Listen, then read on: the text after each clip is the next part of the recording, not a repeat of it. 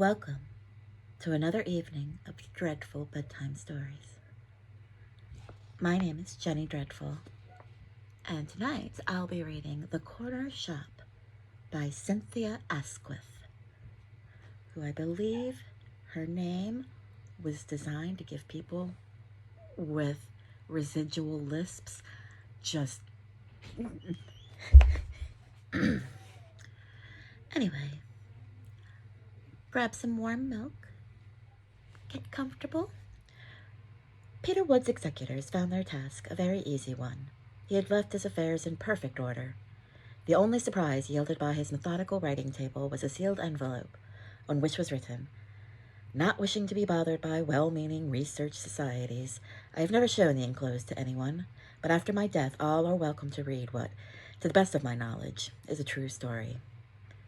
The manuscript, which bore a date 3 years previous to the death of the writer, was as follows. I have long wished to record an experience of my youth. I won't attempt any explanation. I draw no conclusions. I merely narrate certain events. One foggy evening, at the end of a day of enforced idleness in my chambers, I had just been called to the bar. I was rather dejectedly walking back to my lodgings when my attention was drawn to the brightly lit window of a shop. Seeing the word antiques on its signboard, and remembering that I owed a wedding present to a lover of bric-a-brac, I grasped the handle of the green door. Opening with one of those cheerful jingle-jangle bells, it admitted me into large, rambling premises, thickly crowded with all the traditional treasure and trash of a curiosity shop. Suits of armor, warming pans, cracked, misted mirrors, church vestments, spinning wheels, brass kettles, chandeliers, gongs, chessmen, furniture of every size and every period. Despite all the clutter, there was none of the dusty gloom one associates with such collections. Far from being dingy, the room was brightly lit, and a crackling fire leapt up the chimney. In fact, the atmosphere was so warm and cheerful that after the cold, dank fog outside, it struck me as most agreeable.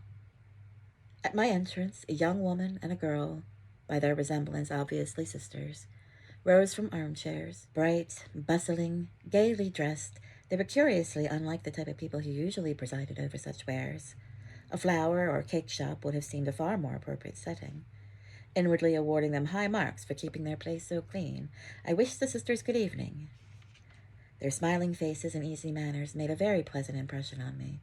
But though they were most obliging and showed me all their treasures and displayed considerable knowledge as well as appreciation, they seemed wholly indifferent as to whether or not I made a purchase. I found a small piece of Sheffield plate very moderately priced, and decided that this was the very present for my friend. Explaining that I was without sufficient cash, I asked the elder sister if she would take a check. "Certainly," she answered, briskly producing pen and ink. It was with conscious reluctance that I left the cheerful precincts and plunged back into the saffron fog. "Good evening, sir. Always pleasant to see you at any time," rang out the elder sister's pleasant voice, a voice so engaging that I left almost with a sense of having made a friend. I suppose it must have been a week later that, as I walked home one bitter cold evening, fine powdery snow brushing against my face, a cutting wind lashing down the streets, I remembered the welcoming warmth of the cheerful corner shop and decided to revisit it. I found myself to be in the very street, and there, yes, there was the very corner. It was with a sense of disappointment out of all proportion to the event that I found the shop wore that baffling shut-eyed appearance and read the uncompromising word, "Closed." An icy gust of wind whistled round the corner. My wet trousers flapped dismally against my chapped ankles. Longing for the warmth and glow within, I felt annoyingly thwarted. Rather childishly, for I was certain the door was locked, I grasped the handle and shook it. To my surprise, it turned in my hand, but not in answer to its pressure. The door was open from within. I found myself looking into the dimly lit countenance of a very old and extremely frail-looking little man. "Please to come in, sir," said a gentle, rather tremulous voice, and feeble footsteps shuffled away ahead of me. It is impossible to describe the altered aspect of the place. I suppose the electric light had fused, for the darkness of the large room was thinned only by 2 guttering candles, and in their wavering light, dark shapes of furniture, formerly brightly lit, now loomed towering and mysterious, casting weird, almost menacing shadows. The fire was out. Only one faintly glowing ember told that any had lately been alive. Other evidence there was none, for the grim cold of the atmosphere was such as I had never experienced. The phrase, "it struck chill," is laughably inadequate. In retrospect, the street seemed almost agreeable. At least its biting cold there had been bracing. One way and another, the atmosphere of the shop was now as gloomy as it had been bright before. I felt a strong impulse to leave at once, but the surrounding darkness thinned, and I saw the old man busily lighting candles here and there. "Anything I can show you, sir?" he quavered, approaching, taper in hand. I now saw him comparatively distinctly. His appearance made an indescribable impression on me. As I stared, Rembrandt flitted through my mind. Who else could have given any idea of the weird shadows on that ravaged face? Tired is a word we use lightly. Never before had I known what it might mean. Such ineffable patience, weariness. Deep sunk in his withered face, the eyes seemed as extinct as the fire, and the wan frailty of the small, tremulous, bent frame. The words dust and ashes, strayed through my brain. On my first visit I had, you may remember, been surprised by the uncharacteristic cleanliness of the place. The queer fancy now struck me that the old man was like an accumulation of all the dust one might have expected to find distributed over such premises. In truth, he looked scarcely more solid than a mere conglomeration of dust and cobwebs that might be dispersed at a breath or a touch. What a fantastic old creature to be employed by those well-to-do-looking girls. He must, I thought, be some old retainer kept on out of charity. "Anything I can show you, sir?" repeated the old man. His voice had little more body than the tearing of a cobweb, but there was a curious, almost pleading insistence in it, and his eyes were fixed on me in a wan yet devouring stare. I wanted to leave, yes, at once. The mere proximity of the poor old man distressed me, made me feel wretchedly dispirited, nonetheless, involuntarily murmuring, "Thank you, I'll look round." I found myself following his frail form and absent-mindedly inspecting various objects temporarily illuminated by his trembling taper. The chill silence, broken only by the tired shuffle of his carpet slippers, got on my nerves. "Very cold night," I hazarded. "Cold? Is it? Cold? Yes, I dare say it is cold." In his grey voice was the apathy of utter indifference. For how many years, I wondered, had this poor old fellow been incapable of his own distress? "Been at this job long?" I asked, dully contemplating a four-poster bed. "A long, long, long time." The answer came softly as a sigh, and as he spoke, time seemed no longer a matter of days, weeks, months, years, but a weariness that stretched immeasurably.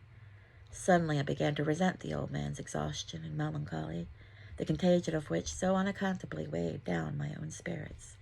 "How long? Oh, Lord, how long?" I said as jauntily as I could manage, adding with odious jocularity, "Old age pension about due, what?"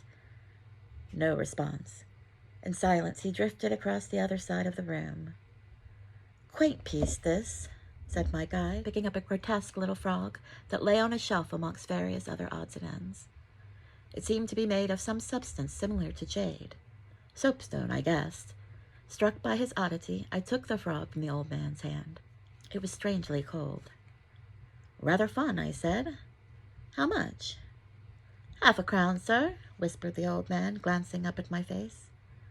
Again his voice was scarcely more audible than the withering of dust, but there was a queer gleam in his eyes. Was it eagerness? Could it be? "Only half-a-crown, is that all? I'll have it," said I. "Don't bother to pack up old Anthony Rowley. I'll put him in my pocket." As I gave the old man the coin, I inadvertently touched his hand. I could scarcely suppress a start. I have said the frog struck cold, but compared to the desiccated skin, its substance was tepid. I can't describe the chill of that second's contact. Poor old fellow, thought I. He isn't fit to be about. Not in this lonely place. I wonder those kind-looking girls allow such an old wreck to struggle on. "Good night," I said. "Good night, sir. Thank you, sir," quavered the feeble old voice. He shut the door behind me. Turning my head as I breasted the driving snow, I saw his form, scarcely more solid than a shadow, dimly outlined against the candlelight. His face was pressed against the big glass pane, and as I walked away, I pictured his exhausted, patient eyes peering after me. Somehow, I was unable to dismiss the thought of that old man. Long, long after I was in bed and counting sheep, I saw that ravaged face with its mare of wrinkles, those great eyes like lifeless planets, staring at me, and in their steady gaze there seemed nothing that beseeched. Yes, I was strangely perturbed by that old man. Even after I achieved sleep, my dreams were full of him, haunted, I suppose, by a sense of his infinite tiredness. I was trying to force him to rest, to compel him to lie down, but no sooner did I succeed in laying out his frail form on the four-poster bed I had seen on the shop, only now it seemed more like a grave than a bed, and the brocade coverlet had turned into sods of turf. Then he would slip from my grasp and totteringly resume his shambles round and round the shop. On and on I chased him, down endless avenues of weird furniture, but still he eluded me. Now the dim shop seemed to stretch on and on unendingly, into an infinity of sunless, airless space, until at length, exhausted, breathless, I myself collapsed and sank into the four-poster grave. The very next morning, as urgent summons took me out of London, and in the anxiety of the ensuing week, the episode of the corner shop was banished from my mind. As soon as my father was pronounced out of danger, I returned to my dreary lodgings, dejectedly engaged in adding up my wretched bills, wondering where on earth to find the money to pay my next quarter's rent. I was agreeably surprised by a visit from an old schoolfellow, at that time practically the only friend I had in London. He was employed by one of the best-known firms of fine arts dealers and auctioneers. After some minutes' conversation, he rose in search of a light. My back was turned to him. I heard the sharp scratch of a match, followed by propitiatory noises to his pipe. Suddenly, they were broken off by an exclamation.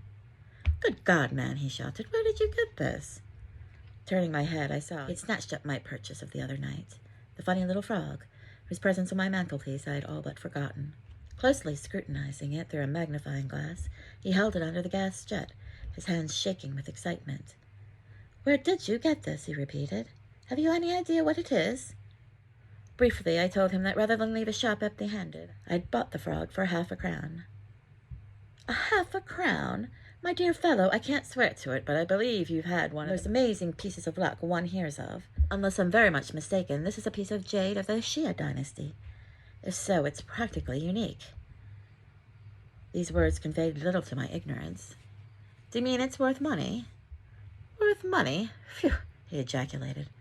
"Look here. Will you leave this business to me? Let me have the thing for my firm to handle. They'll do the best they can by you. I should be able to get it into Thursday's sale." Certain that I would implicitly trust my friend, I agreed. Reverently enwrapping the frog in cottonwood, he hurried off. Friday morning, I had the shock of my life. Shock does not necessarily imply bad news. I assure you that for some seconds, after opening the one envelope lying on my dingy breakfast tray, the room spun round and round. The envelope contained an account from Messrs. Spunk, fine art dealers and auctioneers, to sale of Shia jade, £2,000, less 10% commission, £1,800, and there, neatly folded, made out to Peter Wood, with Messrs. Spunk's cheque for £1,800. For some time I was completely bewildered. My friend's words had raised hopes that my chance purchase might facilitate the payment of next quarter's rent, might possibly even provide for a whole year's rent. But that so large a sum was involved had never so much as crossed my mind. Could it be true, or was it some hideous joke? Surely, in the trite phrase, it was much, much too good to be true. It wasn't the sort of thing that happened to oneself. Still, feeling physically dizzy, I rang up my friend. His voice and the heartiness of his congratulation convinced me of the truth of my astounding good fortune. It was neither joke nor dream. I, Peter Wood, whose bank account was at present £20 overdrawn, who, but for shares amounting to £150, possessed no securities whatever, now held in my hand a piece of paper convertible into 1,800 golden sovereigns. I sat down to think, to try to realize, to readjust. From my jumble of plans, problems, and emotions, one fact emerged crystal clear. Obviously, I could not take advantage of that nice girl's ignorance, nor of her poor old caretaker's incompetence, whichever was to blame. No, I couldn't accept this amazing gift from fate merely because, by a sheer fluke, I had bought a treasure for £0.50. Clearly, I must give back at least half the sum to my unconscious benefactors. Otherwise, I should feel I had robbed them almost, as if, like a thief in the night, I had broken into their shop. I remember their pleasant, open countenances. What fun to astonish them with my wonderful news. I felt a strong impulse to rush to the shop, but having for once a case in court, was obliged to go to the Temple. Endorsing Messer Spunk's check, I addressed it to my bankers and filled in one of my own for £900, made out to the corner curio shop. It was late before I was free to leave the law courts, and when I arrived at the shop I was disappointed, but not surprised to read the notice closed. Even supposing the old caretaker to be on duty, there was no particular point in seeing him. My business was with his mistress. Deciding to postpone my visit to the following day, I was just on the point of hurrying home, when exactly as though I were expected, the door opened. There on the threshold stood the old man, peering out into the darkness. "Anything I can do for you, sir?" His voice was even queerer than before. I now realized that I had dreaded re-encountering him, yet I found myself irresistibly compelled to enter. The atmosphere was as grimly cold as my last visit. I felt myself actually shiver. Several candles, obviously only just lit, were burning. By their glimmer, I saw the old man's questioning gaze intently fixed on me. What a face! I had not exaggerated in weirdness. Never had I seen anyone so singular, so striking. No wonder I had dreams of him. How I wish he had not opened the door. "Anything I can show you tonight, sir?" His voice trembled. "No, thanks. I've come about that thing you sold me the other day. I find it's of great value. Please tell your mistress that I'll pay her a proper price for it tomorrow." As I spoke, there spread over the old man's face the most wonderful smile. I used the word smile for lack of a better word, but how to convey the beauty of the indefinable expression that transfigured that time-worn face? Tender triumph, gentle joy, rapturous reverence. What mystery did I witness? It was like iron frost yielding to sunshine, the thawing of grief in the dawn radiance of some unsurmisable redemption. For the first time in my life I had some inkling of the word beatitude. I can't describe the impression made on me. The moment, as it were, brimmed over. Time ceased. I became conscious of infinite things. The silence was now broken by the gathering itself together sound of an old clock about to strike. Turned my head toward one of those wonderful intricate pieces of medieval workmanship, a Nuremberg grandfather clock. From the recess beneath its exquisitely painted face, quaint figures emerged, and while one struck a bell, others demurely stepped through the mazes of minutes. My attention was riveted by the pretty spectacle. Not till the last sounds had trembled into silence did I turn my head. I found myself alone. The old man had vanished. Surprised that he should leave me, I looked all round the large room. Oddly enough, the fire, which I had supposed dead, had flared into unexpected life, and now cast a cheerful glow. But neither fire nor candlelight revealed any trace of the old caretaker. "Hello? Hello?" I called interrogatively. No answer, no sound, save the loud ticking of clocks and the crackle of the fire. I walked all around the big room. I even looked into the great four-poster bed of my dreams. Then I saw that there was a smaller adjoining room. Snatching up a candle, I hastened to explore this. At its far end I discovered a winding staircase leading up to a little gallery. The old man must have withdrawn into some upstairs lair.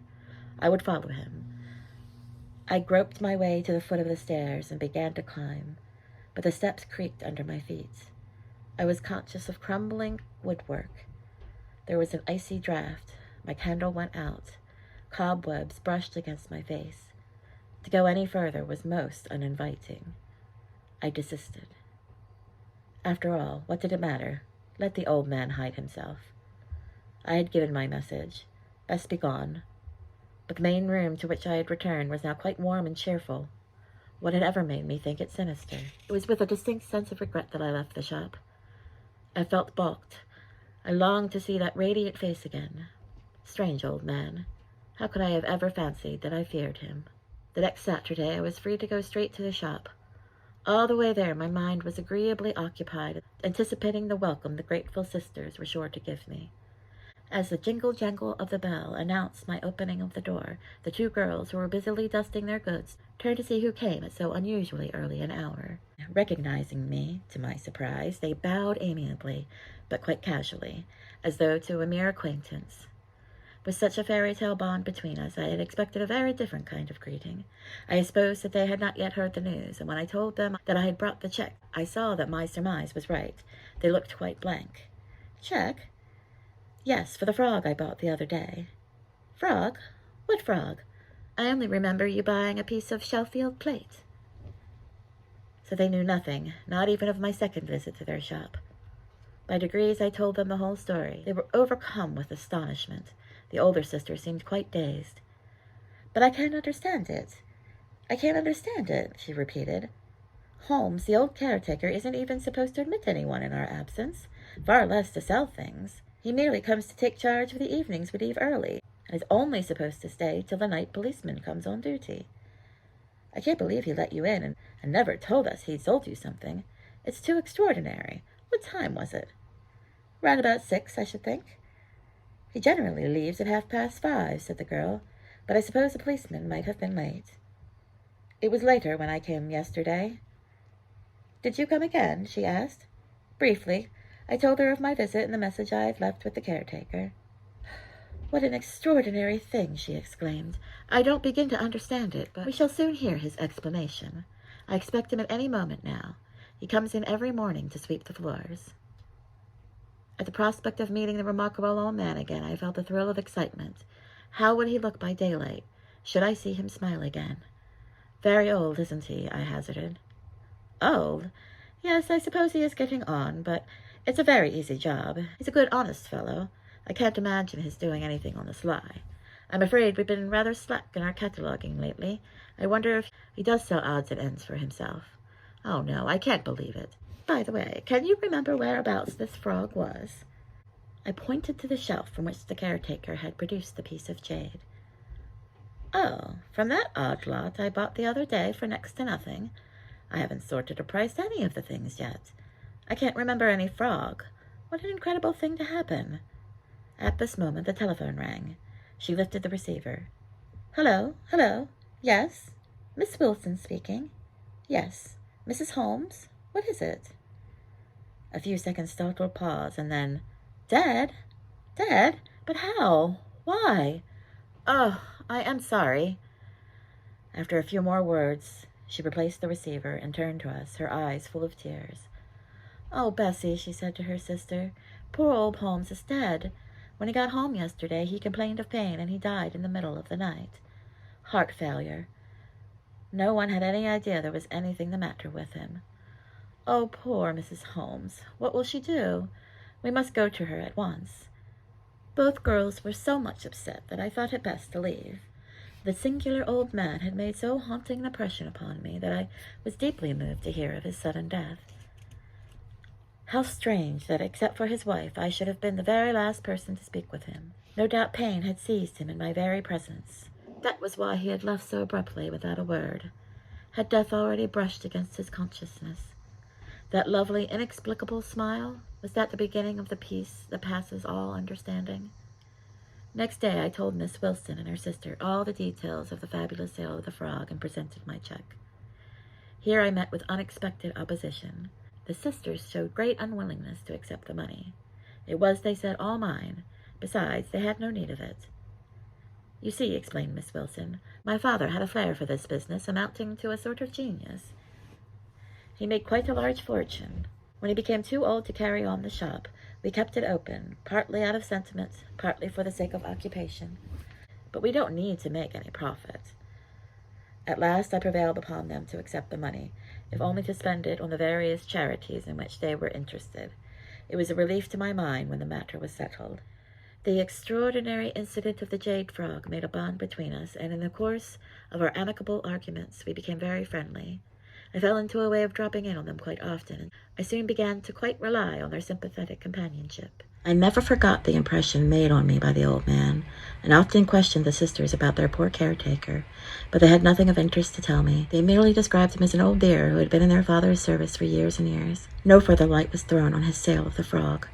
Naturally, they did not like to question his widow.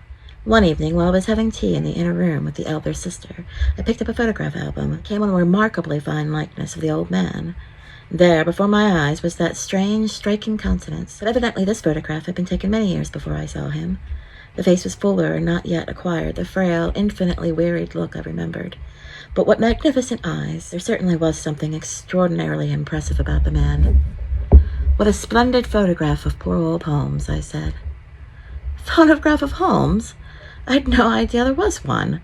Let's see. As I handed her the open book, her young sister Bessie looked in through the open door. I'm off to the movies now, she called out. Father's just rung up to say he'll be round in a few minutes to have a look at that Sheraton sideboard. All right, Bessie, I'll be here, and very glad to have Father's opinion, said Miss Wilson, taking the album from my hand. I can't see any photograph of old Holmes, she said. I pointed to the top of the page. That, she exclaimed. Why, that's my dear father. Your father, I gasped. Yes, I can't imagine any two people more unlike. It must have been very dark when you saw Holmes. Yes, it was very dark, I said quickly, just to gain time to think, for I felt bewildered. No degree of darkness could possibly explain any such mistake. I had no moment's doubt as to the identity of the man I had taken for the caretaker, with one whose photograph I held in my hand. But what an amazing, inexplicable thing. Her father! Why on earth should he have been in the shop unknown to his daughters? For what possible motive had he concealed his sale of the frog? And when he heard of its value, why had he left the girls with the impression that it was Holmes, the dead caretaker, who had sold it? Had he been ashamed to confess his own inadvertence? Or was it possible that the girls had never told him the astonishing sequel to the sale? Did they perhaps not want him to know of their sudden acquisition? Into what strange family intrigue had I stumbled? But whoever it was had been so secretive it was none of my business. I didn't want to give anyone away. No, I must hold my tongue. The younger sister had said the father was just coming. Would he recognize me as his customer? If so, it might be rather embarrassing. It's a splendid face, I said shyly. Isn't it? She said with pleased eagerness. So clever and strong, don't you think? I remember when that photograph was taken. It was just before he got religion. The girl spoke as if she referred to some distressing illness. Did he suddenly become very religious? Yes, she said reluctantly. Poor father. He made friends with the priest and became so changed he was never the same again. From the break in the girl's voice, I guessed she thought her father's reason had been affected. Perhaps this explained the whole affair. On the 2 occasions when I had seen him, was he wandering in mind as well as body? Did his religion make him unhappy, I ventured to ask, for I was most anxious for more light on the strange being before I met him again. Yes, dreadfully. The girl's eyes were full of tears. You see, it was... She hesitated, but after a glance at me went on. There's really no reason why I shouldn't tell you. I've come to look on you as a real friend. My poor father began to think he had done something very wrong. He couldn't quiet his conscience. You remember me telling you of his extraordinary flair. Well, his fortune had really been founded on 3 marvelous strokes of business. You see, he had exactly the same sort of luck you had here the other day. That's why I decided to tell you. It seems such an odd coincidence. She paused. Please go on, I sighed. Please go on, I urged. Well, on 3 separate occasions, he bought for a few shillings objects that were of immense value. Only, unlike you, he did know what he was about. The profit made on their sale was no surprise to him. Unlike you, he did not then see any obligation to make it up to the ignorant people who had thrown away fortunes. After all, most dealers wouldn't, would they? She asked defensively. Well, father grew richer and richer. Years later, he met this priest, and then he seemed to go sort of... morbid.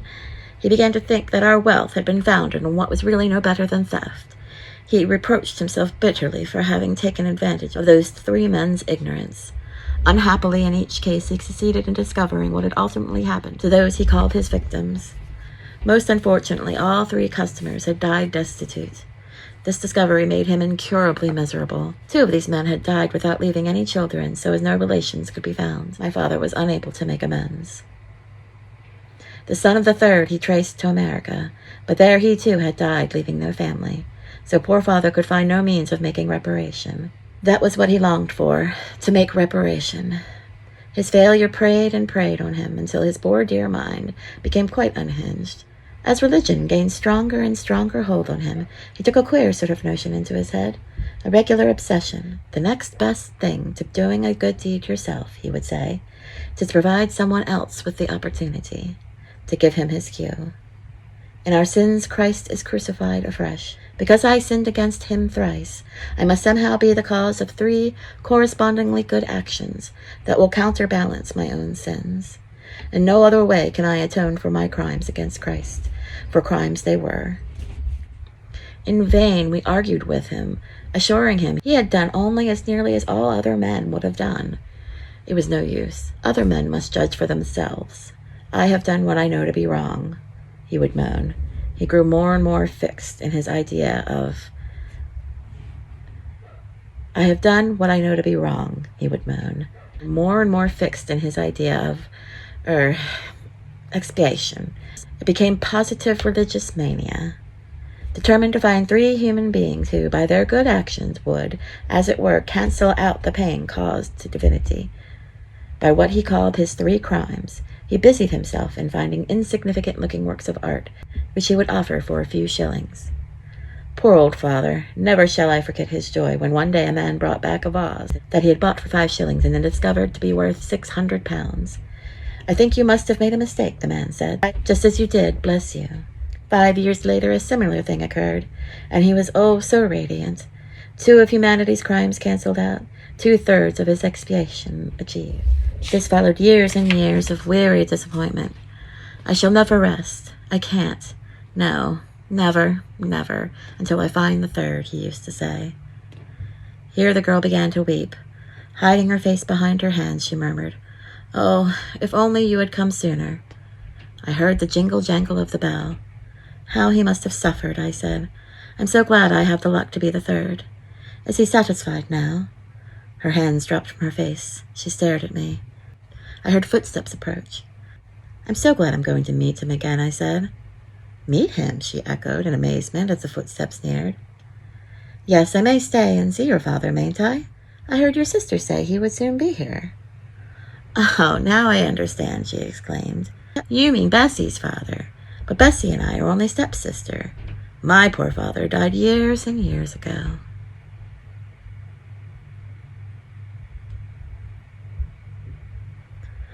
Oh, now I understand, she exclaimed. You mean Bessie's father. But Bessie and I are only stepsisters. My poor father died years and years ago. Whew. These are good stories. These are like really good stories. They're a little hard with the language, but yeah. Anyway, that concludes another night of dreadful bedtime stories. Till next time.